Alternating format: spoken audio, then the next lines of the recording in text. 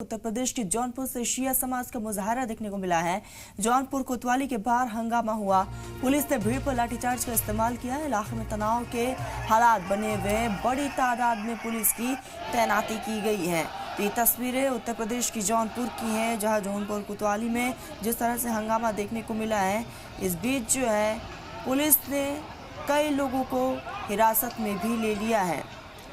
तो उत्तर प्रदेश के जौनपुर में शिया समाज का ये मुजाहरा, जहां जौनपुर कोतवाली के बाहर हंगामा किया गया, पुलिस ने भीड़ पर लाठीचार्ज का इस्तेमाल किया है और आप देख रहे हैं। और इसमें भारी संख्या में खवातीन भी शामिल हुए थे।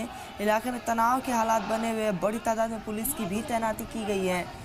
तो ये तस्वीर उत्तर प्रदेश की जौनपुर की है, जहाँ जौनपुर कोतवाली थाने के बाहर शिया समुदाय के लोग ने भारी संख्या में जुटकर विरोध का इजहार किया है। आपको बता दें कि प्रदर्शनकारियों ने सड़क पर जाम लगाते हुए थाने का घेराव भी किया, जिससे इलाके में अफरा तफरी का माहौल भी देखने को मिला।